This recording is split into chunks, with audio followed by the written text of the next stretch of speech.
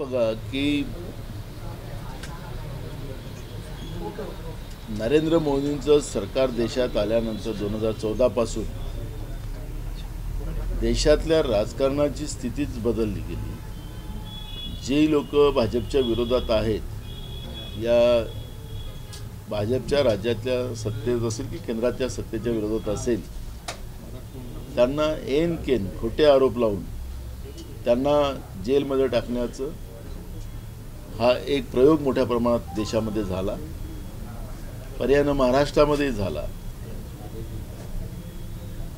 आपण पाहिलं असेल की अनेकांवर आरोप लावलेत, ज्यांच्यावर ईडीचे आरोप होते, ज्यांना जेलमध्ये या लोकांनी टाकलं होतं ते यांच्या मंत्रिमंडळात गेलेत तर त्यांना मुक्त करण्यात आलं, त्यांच्या ईडीच्या कारवाया सगळ्या थांबवण्यात आल्या, क्लीन चिट देण्यात आली। अशा पद्धतीचं चित्र आपण पाहिलेलं आहे। त्यामुळे अनिल देशमुखांनी जे काही आता आरोप केले आहेत त्याच्यात सत्यता असेल, कारण की सत्तेचा दुरुपयोग भाजप ज्या पद्धतीनं करत आहे, लोकशाहीची सगळी पाळंमुळं उपडायचं काम त्यांनी केलेलं आहे। म्हणजे एकनाथ शिंदेचं सगळ्यात महत्त्वाचं उदाहरण असं आहे की एकनाथ शिंदे आणि त्यांची टीम हे ऑलरेडी ईडी आणि सीबीआयच्या नजरेत होते। अनेकांनी ते बोलून दाखवलं। म्हणजे परवा त्यांनी लोकसभेचे एक उमेदवार त्यांचे वायकर नावाचे, मी नाईलाजानं इकडे आलो असं उमेदवारी मिळाल्यानंतर सांगितलं। तर म्हणून एकनाथ शिंदे आणि त्यांची टीम यांचा उल्लेख मी प्रामुख्यानं करतो की सगळेजण ईडी आणि सीबीआयच्या धाकानी या भाजपच्या गळाला लागलेले आहेत। तोच प्रयोग अनिल देशमुखावर केला गेला असेल, जे अनिल देशमुख जे पद्धतीनं आता आरोप करतात आहेत तो प्रयोग करण्यात आलेला असेल आणि त्या सगळ्या गोष्टीचा खुलासा ते करतात आहेत। आता देवेंद्र फडणवीस साहेबांनी जे सांगितलं की माझं ऑडिओ आणि व्हिडिओ पण आहे, तुम्ही राज्याचे गृहमंत्री आहेत ना, तुम्हाला थांबवली कोण? तुमच्याजवळ आहे फक्त धमकायसाठी, निवडणुकीच्या तोंडावर या पद्धतीचं करायच्यासाठी थांबलाय का? हा जे असेल ते करा। तुम्ही संविधानाची शपथ घेऊन राज्याचे उपमुख्यमंत्री गृहमंत्री झालेले आहात, तुम्ही वस्तुस्थिती मांडली पाहिजे। पण राज्यामध्ये जे कायदा सुव्यवस्था बिघडलेला आहे, मोठ्या प्रमाणात राज्यामध्ये ड्रग आणून नवीन पिढीला बर्बाद केलं गेलेलं आहे। ड्रग माफियाला तुम्ही ससून हॉस्पिटलमध्ये 5 स्टार व्यवस्था देतात, जेलमध्ये 5 स्टार व्यवस्था देतात। अशा पद्धतीचे चित्र अगर या महाराष्ट्रात आहे तर मग या पदाचा उपयोग विरोधकांना धमकवण्यासाठी करता काय? हा प्रश्न आता जनतेमध्ये निर्माण झालेला आहे। आपण मंत्रिमंडळाच्या बैठकीमध्ये जे काही चित्र आता आपण पाहिलं की राज्याचे वित्तमंत्री सांगतात की मी पैसे आणू कुठून, आणायचे झाले तर राज्यातल्या सगळ्या जमिनी शासकीय विकाव्या लागतील, अशा पद्धतीची भूमिका राज्याचे अर्थमंत्री अजित पवार म्हणतात आहे। कॅबिनेटमध्ये चर्चा होते आहे। राज्य या लोकांनी गहाण टाकलेला आहे हा आम्ही आरोप करत होतो, पण वस्तुस्थिती आपल्याला वित्तमंत्र्यांच्या या स्टेटमेंटच्या माध्यमातून, अजित पवारांच्या स्टेटमेंटच्या माध्यमातून आपल्याला पाहायला मिळतं की वस्तुस्थिती ही आहे की महाराष्ट्राला 10 लाख कोटीच्या कर्जामध्ये यांनी डुबवून विकासाच्या नावाने पैसे घेतलेत। विकास यांचा स्वतःचा झाला, समृद्धी मार्गासारख्या लाखो कोटी खर्च करून समृद्धी मार्गाच्या रस्त्यावर भेगा पडत असतील, त्याच्यात लोकांचं रोज जीव जात असेल, असंख्य लोक अपंग पडलेली आहेत, दवाखान्यामध्ये ॲडमिट आहेत। अशा पद्धतीचं अगर समृद्धी मार्गामध्ये आम्ही समृद्धी केली, जनतेची समृद्धी झाली असं सांगणारी लोक ते काय लोकांचा जीव घेण्यासाठी मार्ग बनवलेत काय? आणि आत्ता त्याला भेगा फुटल्यात आणि हे सांगत होते की 20 वर्ष या रस्त्याला काही होणार नाही, आता तर तुम्हाला 1-2 वर्षामध्ये त्याला भेगा पडल्यात।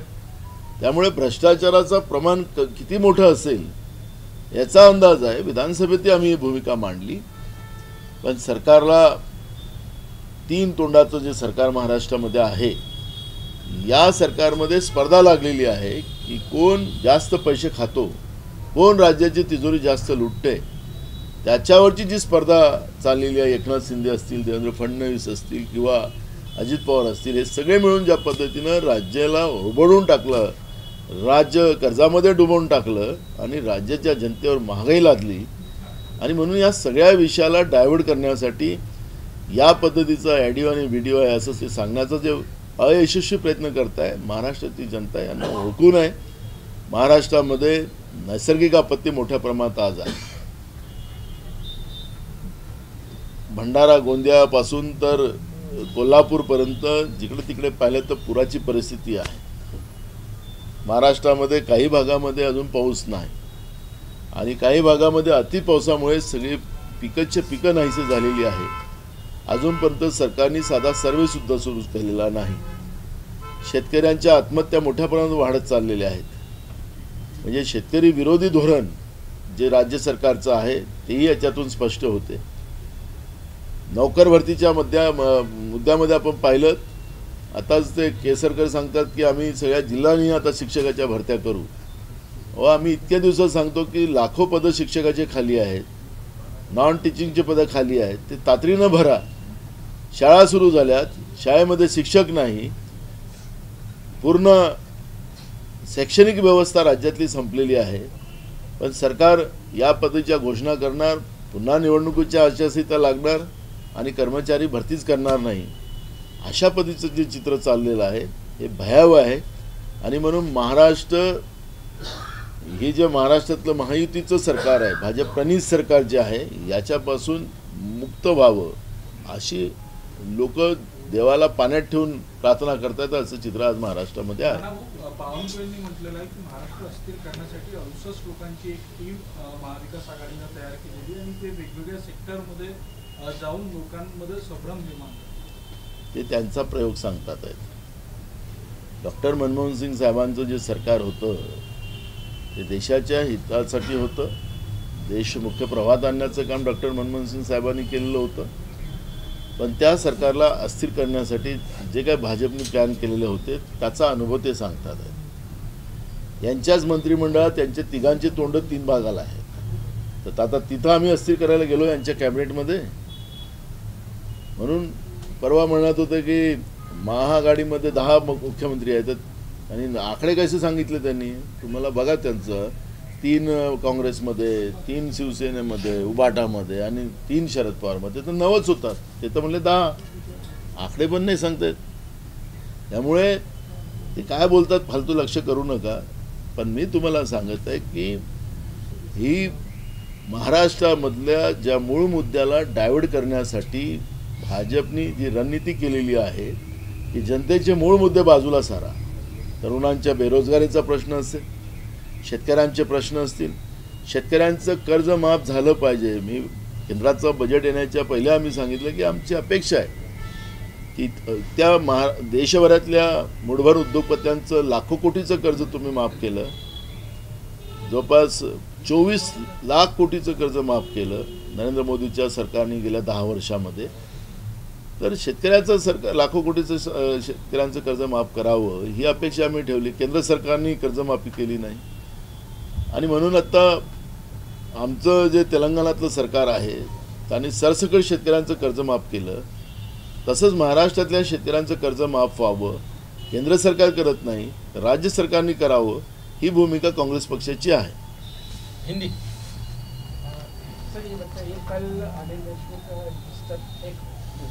सर अनिल देशमुख ने एफिडेविट पे साइन करने से मना किया, इसीलिए उनके ऊपर ईडी और सीबीआई लगा के 13 महीने जेल भेजा गया. क्या करूँगा? केंद्रीय तपास यंत्रणा का दुरुपयोग केंद्र की नरेंद्र मोदी की सरकार करती है, कर रही है. ये अनुभव पूरे देश के कई लोगों ने अनुभव किया है उस बात का. जो इनके साथ है उनको ईडी से मुक्त, उनको सीबीआई से मुक्त, जो इनके विरोध में है उनको ईडी और सीबीआई में डालने का काम इन लोगों ने किया है. ये तो स्पष्ट है. अनिल देशमुख जी ने जिस तरह से बात कही है, स्वाभाविक है कि उनके ऊपर भी प्रेशर लाया गया होगा. तुमको हम छोड़ते किसी के नाम लो, उसका एफिडेविट वो जो बना के दिया था कॉपी जिसके अनिल देशमुख बात करते, शरद पवार जी का नाम लो, किसका नाम लो, अनिल देशमुख जी बोल रहे हैं. तो ये दबाव लाया गया होगा और ये सिर्फ महाराष्ट्र में नहीं पूरे देश में नरेंद्र मोदी की सरकार ने केंद्रीय तपास ईडी और सीबीआई का वापर किया है ये स्पष्ट है। अनिल देशमुख जो बोल रहे हैं वो बात सच होगी।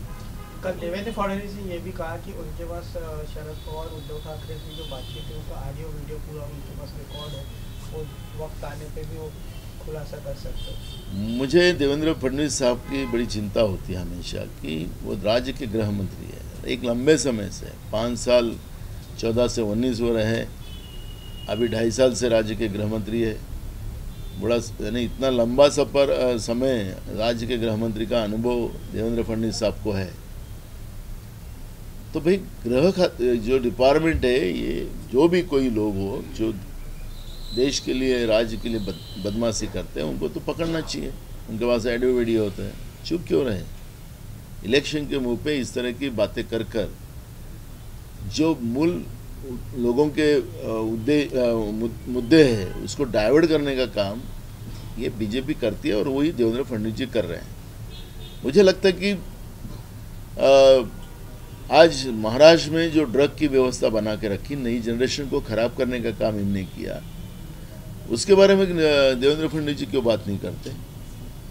जो ड्रग माफिया है उनको ससुना हॉस्पिटल में 5 स्टार व्यवस्था दी जाती है, जेलों में 5 स्टार व्यवस्था दी जाती है, उनके बारे में क्यों नहीं बात करते? क्या उसके लिए गृह मंत्री बने हैं? राज्य में हम लोग औद्योगिक व्यवस्था में पीछे हुए, बेरोजगारी सबसे ज़्यादा अगर कोई राज्य में है तो महाराष्ट्र में है, उसका जवाब क्यों नहीं देते? उसमें बात करना चाहिए। लेकिन चुनाव के समय में अपोजिशन का ऑडियो और वीडियो हमारे पास है और उनको डराने का काम अगर ये लोग कर रहे हैं तो ये महाराष्ट्र की लोकतांत्रिक परंपरा नहीं है, ये फुले अम्बेडकर का महाराष्ट्र है। ये महाराष्ट्र में ऐसे धमकी को लोग कभी समर्थन नहीं करते। ये हमारे मित्र देवेंद्र फडणवीस साहब को बताना है। पुण्यामध्ये पाऊस सुरू आहे, परिस्थिती आहे, लोकांना एअरलिफ्ट करावं लागेल अशी स्थिती आहे, मात्र अजूनही पाहिजे तशी मदत पुण्यात नागरिकांना मिळत नाही। महाराष्ट्राच्या अनेक भागात पूर्णा असेल, कोल्हापूर असेल, सांगली असेल, भंडारा, गोंदिया, गडचिरोली असेल, इवन नागपूरमध्ये, या नागपूरमध्येही 2 दिवसापर्यंत आता 2 दिवसाच्या पहिलेपर्यंत नाव चालत होत्या। म्हणजे नागपूरचा विकास सगळ्या जगाने पाहिला कसा विकास होता। तर महाराष्ट्राचा जी काही नैसर्गिक व्यवस्था आहे ती संपवण्याचं काम विकासाच्या नावाने भाजप प्रणित सरकारने केलेलं आहे, हे स्पष्ट झालेलं आहे। लोक मरोत की वाचोत त्याच्याशी लेणं देणं नाही। अजूनही पुण्यामध्ये लोकांना एअर लिफ्टिंग करावं लागतं आहे, कोल्हापूरमध्ये तीच परिस्थिती आहे, सांगलीमध्ये तीच परिस्थिती आहे, भंडारा गोंदियामध्ये ज्या पद्धतीनं पिकाचं नुकसान झालेलं आहे, अजूनपर्यंत शेतकऱ्यांचा साधा सर्वेसुद्धा केलेला नाही, लोकांची घरं पडली मोठ्या प्रमाणात, त्याच्यावर लक्ष नाही। सरकारला जनतेचं घेणे देणं नाही असं हे महाराष्ट्रातलं सरकार आहे आणि त्याच्यामुळे महाराष्ट्रातली जनता या नैसर्गिक आपत्तीला स्वतः भोगतात आहे असं चित्र आहे।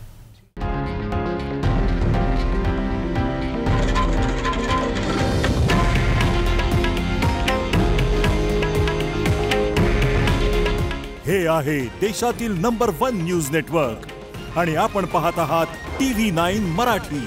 काळजी तुमची, हित महाराष्ट्राचं।